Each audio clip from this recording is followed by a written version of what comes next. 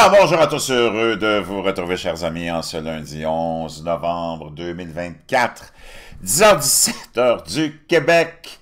Merci à ceux qui sont abonnés, ceux qui ne le sont pas fait là maintenant. Merci à ceux qui m'envoient des liens et des messages toujours pertinents, intelligents et très appréciés. Merci à ceux qui vont commenter, partager, gênez-vous pas, partagez la vidéo et écrasez le petit pouce en l'air. Ça y est, presque une semaine vient de passer après la victoire éclatante, non seulement de Donald Trump, mais de l'ensemble de la population, on pourrait dire même mondiale. Une nouvelle ère va commencer, une renaissance va commencer. D'ailleurs, vous voyez tout ce qui est en train de se passer devant nos yeux. D'abord, d'être là en ce moment, c'est extraordinaire. On vit une époque très tumultueuse, je le sais, angoissante peut-être, mais que la chance que nous ayons d'être là, on ne la réalise pas encore, mais elle est immense. Ce qui se passe en ce moment, c'est hallucinant. Et on va plonger un peu là-dedans dans quelques instants. Mais là, la poussière est en train de retomber. Les perdants, parce que tu as toujours des perdants dans des élections, naturellement, c'était les globalistes, les mondialistes, c'était le groupe de l'élite qui nous contrôle, le groupe de l'élite qui nous censure, le groupe de l'élite qui nous exploite, puis qui est représenté par nos médias corrompus, que ce soit au Québec, en France, aux États-Unis, ailleurs en Occident, cette même élite qui vit dans une bulle de luxe, dans une bulle de perversion, de décadence, qui manque de rien, et qui ne comprenait pas que le pauvre peuple, lui, qui se retrouve dans la misère, on est presque retourné au Moyen-Âge, parce que la classe moyenne, t'en as plus, ça fait longtemps. Moi, quand j'entends les gens dire « Oh, ils vont éliminer la classe moyenne », c'est parce que la classe moyenne, ça fait longtemps qu'elle est éliminée avec le globalisme et le mondialisme. Ça fait depuis les années 90, au moins. Quand tu n'es plus capable de te payer le minimum avec de l'argent cash, puis que tu es obligé de t'endetter, la classe moyenne est une illusion. Et on a vu avec la dernière pandémie, ce que l'élite nous a fait vivre, ça a été complètement la dépossession totale de ce qui nous restait. Et il n'y a plus rien qui est abordable. La classe ouvrière, parce que dans le fond, c'est plus la classe moyenne, c'est la classe ouvrière. On est tous dans le même bateau. C'est que tu as les pauvres, mais dans les pauvres, tu as des moins pauvres, qui sont moins pauvres à cause du crédit, puis tu as les pauvres qui n'ont pas accès au crédit. Tu comprends? C'est ça. Il n'y en a plus de classe moyenne, puis après ça, tu as l'élite, puis les riches, puis les petits-fils de bourgeois, puis les petites-filles de bourgeois, qui, naturellement, aiment ce système-là et en profitent, mais ils se sont fait répudier, surtout avec leurs leçons de moralité, leur folie. Et là, tu vois le jeu du blâme s'effectuer du côté des perdants, les démocrates. Mais même ici, au Québec, tu as ces têtes de linotte à la télé qui sont toujours à côté du champ, sont toujours dans le champ, n'ont jamais raison sur quoi que ce soit. Puis on continue à toujours, d'abord, les inviter, puis on continue toujours à leur demander ce qui s'est passé, alors que c'est ces mêmes gens-là qui contrôlent et qui nous mettent dans la misère et qui créent les problèmes. C'est que ces gens-là nous convainquent d'aller en guerre, puis après ça, on va chercher ces mêmes gens-là pour essayer de vous expliquer à vous, le bon peuple idiot et innocent que nous sommes, comment ces gens qui nous ont envoyés en guerre viennent nous expliquer comment on pourrait s'en sortir. C'est comme, wow! Tu pourrais essayer d'écrire un scénario de film, puis tu pourrais même pas arriver à la perfection de cette bande-là, de ce complexe-là, de ce cirque-là. Donc, on va plonger là-dedans. Là, c'est le jeu du blâme. Et là, on blâme naturellement Kamala, Joe. Alors que ces gens-là sont incapables et ils ne veulent surtout pas parler de leur agenda et de la réalité. Parce que les médias, le complexe médiatique repose sur trois choses. Le mensonge, la désinformation et la propagande. Sur rien d'autre. Ça a toujours été comme ça et ça sera toujours comme ça, sauf que là, maintenant, c'est exposé et que tu as une puissance maintenant des réseaux sociaux et des alternatives que tu as pour aller chercher tes informations, ultimement, qui ont transformé cette élection-là en une victoire éclatante du peuple, qui s'est exprimée contre la volonté de l'élite, qui était de continuer dans ce naufrage, appelons-le comme ça, depuis le globalisme et le mondialisme des années 90, l'Occident est sur un radeau, un bateau qui vogue et qui s'en allait et qui continue à s'en aller vers un naufrage. Et là, on s'est trouvé un capitaine.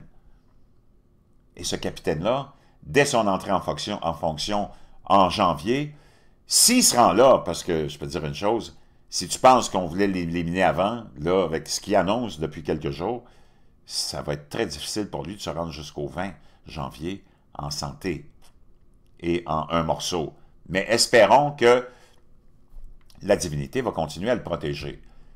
Parce que ce qu'il annonce de son programme, c'est extraordinaire pour tout le monde. D'ailleurs, tu vois, le Hamas, le Hezbollah, l'Iran, Poutine, Zelensky, la Chine, tout le monde saluait cette victoire-là, dans le sens où, enfin, on va s'aligner vers la paix, vers des consensus, et pourquoi pas tous travailler ensemble? Il n'y en a pas d'ennemi.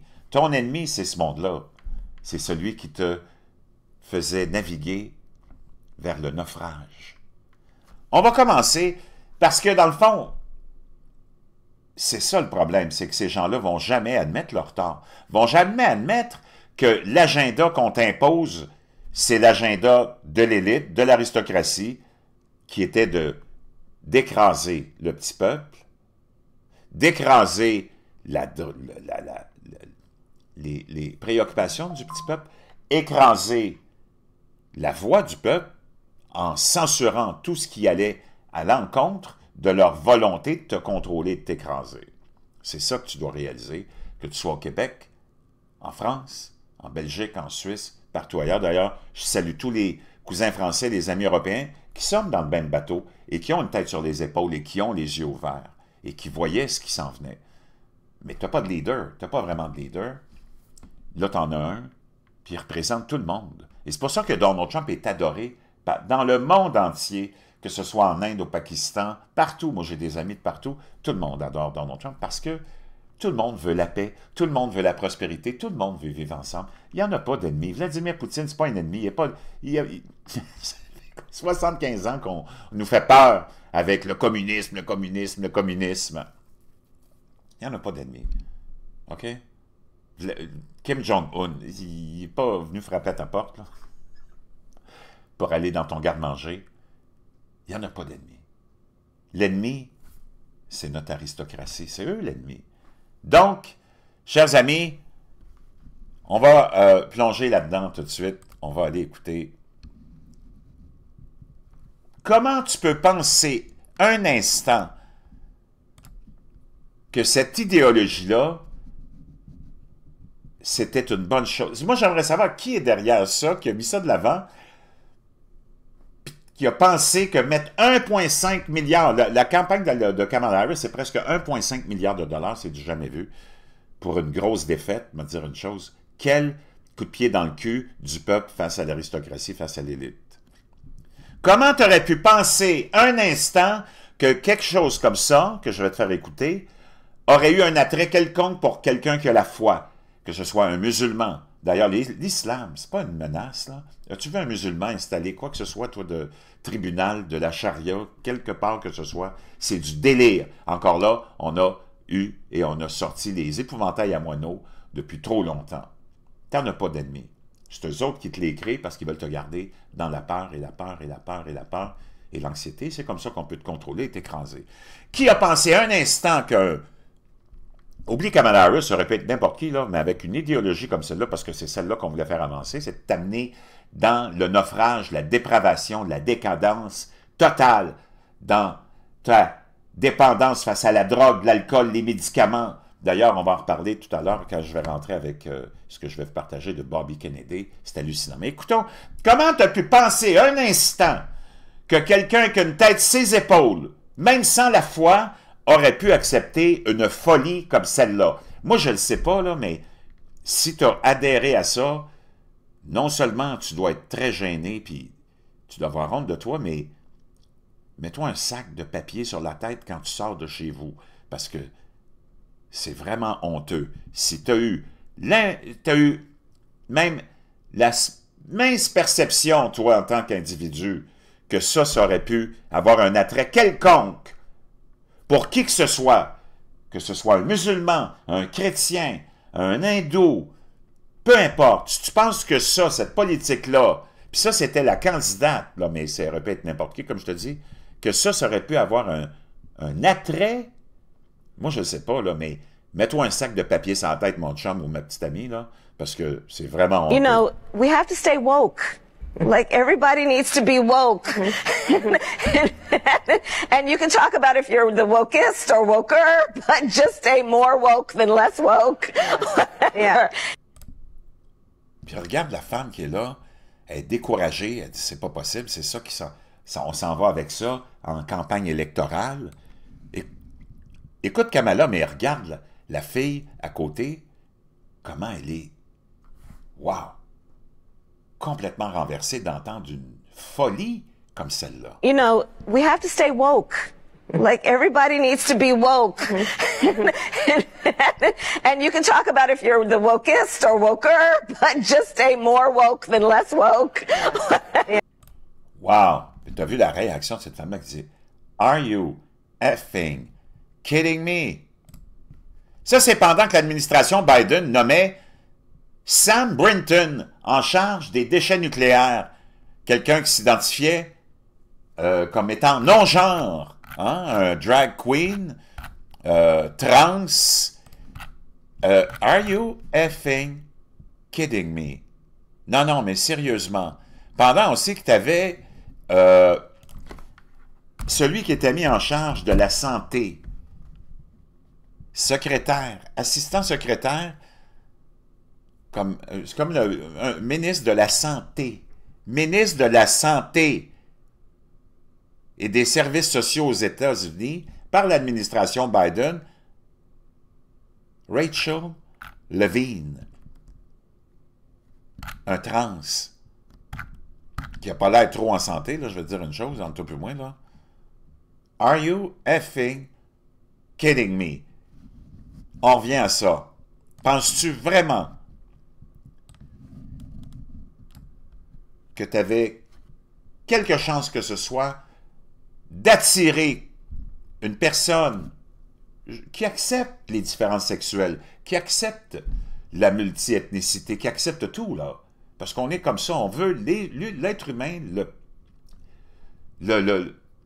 comment dire, l'être le plus représentatif de la classe ouvrière, s'entend avec tout le monde, veut que tout le monde soit heureux, parce que c'est l'humain, le petit monde, c'est du bon monde.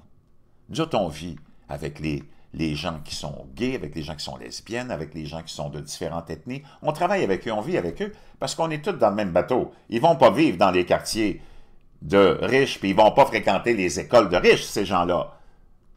Nous autres, on vit avec eux parce qu'on est du bon monde. Eux autres, l'élite, c'est eux qui font la ségrégation. C'est eux qui font la division. C'est eux qui sont hypocrites. Parce qu'ils ne vivent pas avec le monde avec qui il veut que toi tu vives. Mais nous autres, on n'a aucun problème avec ça. Aucun problème. Penses-tu vraiment que ça aurait attiré quelques votes que ce soit? Vraiment, là, tu vis dans quel univers? Mets-toi un sac de papier sans tête. You know, we have to stay woke. Like, everybody needs to be woke. And you can talk about if you're the wokest or woker, but just stay more woke than less woke. T'as l'impression qu'elle veut vraiment... Ouais, je te dirai pas qu'est-ce qu'elle veut. Wow! On va l'écouter tout de suite parce que c'est très important, parce qu'il y a le jeu du blâme qui se joue, là, mais quelque chose de très, très, très facile à comprendre, et c'est Bernie Sanders qui l'explique. Je vais essayer de te trouver l'extrait si je l'ai, et voilà. Bernie Sanders, que tout le monde connaît, qui s'est fait voler l'élection des primaires démocrates par Hillary Clinton en 2016, mais qui restait, malgré le fait qu'il était un sénateur indépendant, naturellement, restait un démocrate, entre guillemets. Il explique à Dana White de CNN pourquoi ils ont perdu. But here is the reality. The working class of this country is angry. And they have a reason to be angry. We are living in an economy today, Donna, where the people on top are doing phenomenally well, while 60%. Il dit, la classe ouvrière est fâchée, puis elle a raison d'être fâchée, la classe ouvrière. Il dit, on vit dans une réalité, puis ça, c'est les médias qui n'ont jamais voulu, puis encore aujourd'hui, veulent nier le fait que toi, tu vis dans la misère, que l'économie est en complet effondrement, parce qu'eux autres, ils vivent dans une bulle de confort puis de décadence. Puis ils se réfèrent à Wall Street, puis au Dow Jones, puis aux bourses, pour te dire, ben non, ça va bien. Alors que tu es dans la misère la plus totale, tu n'es même pas capable de te payer une simple sortie, que ce soit au cinéma ou au restaurant, avec l'argent que tu as des poches, parce que tu n'en as pas d'argent dans les poches, il faut que tu payes avec le crédit, puis tu vas être esclave des banques jusqu'à la fin de tes jours. Ça, c'est la réalité que les médias ne veulent pas admettre. Of our people are living paycheck to paycheck. 25% of elderly people are trying to get by on $15,000 a year or less. Là, il est en train de se faire donner une leçon, là, Dana Bash de CNN par Bernie Sanders. We have the highest rate of childhood poverty of almost any major country. Il dit, on a le taux de pauvreté le plus élevé chez les enfants de tous les pays. On a les personnes âgées qui sont incapables de s'acheter une pomme ou une orange. On a 60% des Américains qui vivent chèque par chèque, semaine par semaine. On Earth, and parents all over this country worry that their kids may have. Et tous les parents des États-Unis, ont peur que leurs enfants aient pas une vie facile. A lower standard of living. Et qu'ils auront même un niveau de vie plus bas que celui qu'on a en ce moment. Than they do. That is the economic. C'est ça la réalité. Mais tu vois, ces gens-là sont des marionnettes.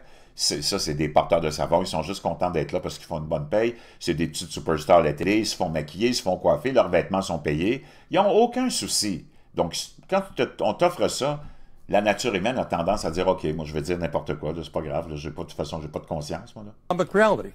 And what Donald Trump did is provided an explanation. Now, et qu'est-ce que Donald Trump a fait? Il a donné une explication au monde. C'est pour ça qu'il a gagné. C'est Bernie Sanders qui leur dit, en plus, complètement hallucinant. Maintenant, Donald Trump, écoute, c'était toutes des politiques très claires et très précises de Donald Trump. Écoute bien ça. Today, I'm announcing that for the first time under my administration, we will be seizing the assets of the criminal gangs and... Là, je vous annonce, sous mon administration, on va saisir tous les biens et l'argent des cartels de drogue. On va créer un fonds et on va donner ça au monde qui sont victimes. Cartels.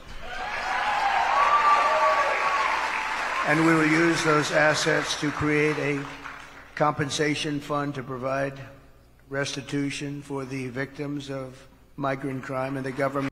Complètement. Tu vois, ça c'est toujours du concret. Avec Donald, c'est toujours du concret. On va aller voir comment ça a commencé en 2016, ce début de révolution jusqu'à l'élection de la semaine dernière. John Roberts, go ahead, John. No. John Roberts, go ahead. CNN's fake news. I don't take questions. I don't take questions from CNN. CNN is fake news. I don't take questions from CNN. I'm not going to give you a question. Can you stay categorically? You are fake news. Sir. Look. You know you're a fake. You know that. Your whole network, the way you cover it, is fake. I think it was a fake report done by CNN. Can I ask you a question? What do you have? Go ahead. No, that's enough. Go ahead. Can I ask? But that wasn't my question. The problem is you don't write the truth. So, as far as I'm concerned, I want to go to the next Can I ask you a question about... No, not CNN, please. Go ahead. The White House has not responded to these I told you. allegations. CNN is fake news. Don't talk to me. Are you ready? Are you ready? Can I talk? Yeah, what's you the mind? answer? Do you mind? I would like for you to answer the question. Okay, it's very simple to answer. That's why I asked it. It's very simple to... You're a nasty person. It's like in a state of shock. I'm not thinking, Mr. That's President. okay. I know you're not thinking. You never do. It's a whole hoax. And you know who's playing into the hoax? People like you and the fake news media that we have in this country. And I say in many cases, the corrupt media, because you're corrupt. Much of the media in this country is not just fake, it's corrupt. Wow!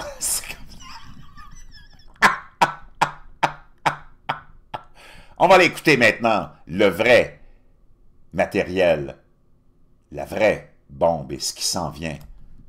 Bobby Kennedy. Voici la mission que Donald Trump lui a donnée. When you say if I'm given this job, can you be, for people who aren't following this, can you be more specific about what job you're talking about? President Trump has asked me to, he's asked me to do three things. Le président Trump a demandé de faire trois choses.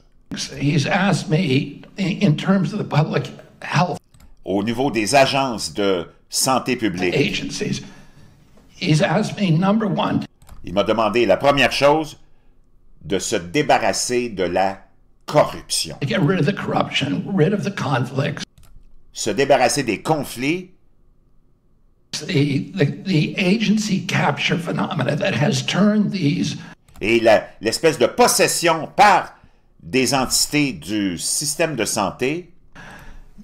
public health agencies Toutes ces agences de santé-là sont toutes manipulées, away from public health, and qui se sont éloignées de la santé publique pour être au service de Big Pharma.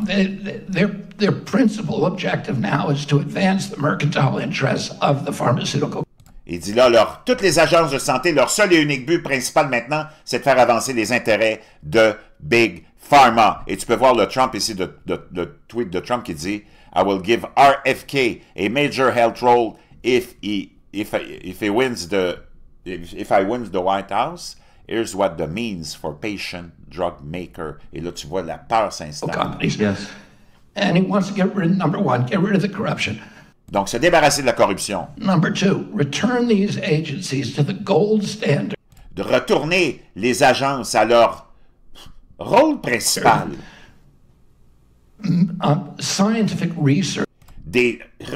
Faire de la vraie recherche scientifique avec des évidences et des preuves. And evidence-based research, empirically based science that Et de la science empirique pure. when you and I were kids, they Comme quand on était jeune. were famous for around the world. Toutes les agences de santé américaines dans les années 60-70 étaient reconnues à travers le monde. They've lost that reputation Ils ont perdu cette réputation. now because they've been captured by industry. Parce qu'ils se sont fait acheter par l'industrie. And then number three, to end the chronic disease epidemic. Et le numéro 3, la troisième demande de Donald Trump, c'est de stopper toutes les épidémies And President Trump has told d'obésité et de me diabète. he wants to see concrete, measurable results Il veut des mesures puis des résultats within 2 concrets. years, and I promised him that I could do that. Il dit, moi j'ai promis en tant que Bobby Kennedy que j'étais pour livrer la marchandise. C'est complètement fascinant, hallucinant. Donc, je peux dire une chose. Ça, c'est un aspect. Mais l'autre aspect, je vais te dire, c'est complètement renversant. Je vais te faire écouter ça. They're shit. And by the way, the misogynist tapped a woman, amazingly, for chief of staff. Yeah, So you're telling me Trump is hiring a female to... Donc, je vais, tu sais, si tu as le trouvé, bouge pas. Donc, on a un tweet de Poutine tout de suite après la victoire de Donald Trump qui dit « C'est la fin du nouvel ordre mondial. » Parce que tu as une nouvelle ère qui va commencer. Et c'est ça que les gens veulent. C'est ça que le monde voulait. Tu as des annonces à travers le monde. Le Hamas appelle pour une fin de la guerre immédiate après la victoire de Donald Trump. Tu as aussi les Houthis qui disent « Nous autres, on ne veut plus attaquer qui que ce soit dans le Golfe. » Tu le sais que c'était incroyable. Poutine qui dit « Il faut qu'on construise un monde meilleur avec Donald Trump. » Et ainsi de suite, ainsi de suite. On va l'écouter J.D. Vance maintenant. This speech, here we go. Imagine if Joe Biden said this. Here we go. We have built a foreign policy of hectoring and moralizing and lecturing countries. Il dit, on a bâti une politique étrangère qui était de contrôler les autres, puis de leur donner des leçons de moralité, puis de les humilier. That don't want anything to do with it. Puis le monde veut rien savoir de ça. Ça, c'est J.D. Vance, son The vice-président. Chinese have a foreign policy of building roads Les Chinois ont une politique étrangère de construire des routes and bridges and feeding et des ponts et nourrir le poor monde. people. And I think Et de nourrir that les we should pauvres. pursue a foreign policy, a diplomacy of respect, and a foreign policy that is Et il dit, on doit construire une politique étrangère de respect not rooted in moralizing et qui ne sera pas basée sur la moralité puis l'espèce de dénigration des autres et des autres cultures. C'est complètement fascinant. C'est un monde nouveau qui commence. Et il était à peu près temps que ça se produise. Donald Trump n'est pas parfait. Il n'y a personne de parfait. Mais je peux dire une chose. Les peuples ont parlé. Et le peuple américain a parlé, mais ils ont parlé en notre nom aussi. Tout le monde est écœuré du globalisme et du mondialisme et de l'aristocratie, du culte qui nous gouverne. On veut la paix, la prospérité pour tout le monde, la rationalité, la normalité. Fais ta vie comme tu veux, mais arrête de nous empoisonner.